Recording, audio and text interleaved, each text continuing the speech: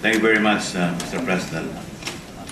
Mr. President, this another day of optimism.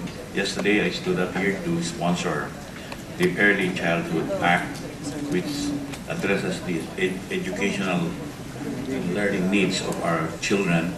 And today, I stand up to address the physical development of our youth and our children. Mr. President, in behalf of the principal author, Senator Pia Cayetano, I have the honor to introduce this measure that for the first time will establish a Philippine high school for sports. Filipinos are well known for their passion for sports, and we hail our athletes as modern-day heroes, accord them the highest respect and adulation. But how good are Filipinos in sports? Through 20 Olympic Games since 1924, we have won 9 medals, 2 silver and 7 bronze. However, the Olympic gold has always eluded us and has eluded us for 87 years now. In the Asian Games, we have bagged a total of 364 medals, But that was the minimum wage rate in 1952. of which 62 are gold. This places the Philippines Highest minimum wage rate prevailing at the time. as among the 10 winningest countries in Asia. But please compare it with the achievement of China, Japan, and Korea. These 3 countries have medals by the thousands. In the Southeast Asian Games, we are 4th in the medal tally among 11 nations, behind Thailand, Indonesia, and Malaysia. I do not mean to undervalue our athletes' achievement. On the contrary, we should be immensely proud of our athletes for these hard-won or hard-fought victories, for triumphing in spite of the shortcomings of our national sports infrastructure and policies. However, we have to acknowledge the fact that we are not as competitive in the international sporting arena as we would like to be. Filipinos are not lacking in talent or skill. Filipinos can easily develop agility and speed. We show admirable endurance and tenacity. And when Filipino athletes compete, they do so not in the name of personal glory, but for national pride. But without appropriate training and support, raw talent can only go so far. We cannot expect to produce another Manny Pacquiao without an environment and a culture that fosters sports. A study, Mr. President, published in the Journal of Sports Economics mentions the several factors that go to contribute to Olympic success among the ASEAN countries, and they are listed on the board. Demography, the mix of the population, the nature of the population mix. Geography, the physical location. The level of economic development, economic wealth. How government regards sport and physical development.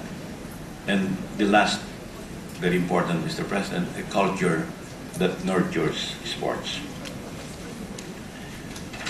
Through policy making, the government can influence these factors directly and indirectly. One way is to take a two-pronged strategy for sports development. First, we have to develop a broad base of talents at the grassroots. This way, we can also inculcate interest and aptitude in sports, especially among the youth. Then we should identify the most promising and talented among them and put them in elite training. In some of the most successful sporting countries, sport activities do not exist in a vacuum. It is nurtured on spatial. It is nurtured in spatial schools, Mr. President. Russia, for instance, created sports schools as early as the early 30s. These are of three kinds: children and youth sports schools, Olympic reserve school, and school of high sports mastery. Germany is also pioneering in this regard. They have a children's and youth sports schools that has produced many of their Olympic champions. Australia, in our neighborhood, Mr. President, is an outstanding example of sports development. Australia supports elite training through the Australian Institute of Sport, which provides 300 athletic scholarships every year. And they do also grassroots development through high schools like Westfields in Sydney and in Davor Sports High School in New South Wales. China, in the last 2-3 decades, Mr. President, established almost 3,000 special schools for athletes, the biggest network of sports facility in the world, Mr. President. Canada has the National Sports School, which provides academic program for elite athletes in different Olympic sports. Among among Asian peers, there are the Singapore Sports School, the Bukit Jalip Sports School in Malaysia, the Andhra Pradesh Sports School in India, and the Sports School in Brunei. Thailand also has 11 sports high schools under the Department of Physical Education. Clearly, these special athletic academies have significantly boosted and will continue to boost the performance of these nations in international sporting competition. It is our hope to do so in the future if we put the right set of policies and infrastructure for our talented athletes. And therefore, Mr. President, we seek the support of our colleagues to establish our very own Philippine School for Sports to develop world-class athletes as well as encourage the Filipino youth to excel in both sport and education.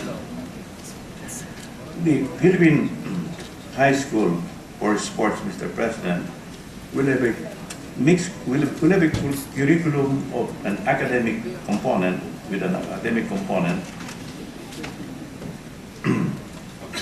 as well as a sports component. An academic component which emphasizes multiple intelligence disciplines, and a sport component that will initially offer 6 disciplines: athletics, basketball, boxing, football, taekwondo, and tennis. It will become, we hope, our premier laboratory school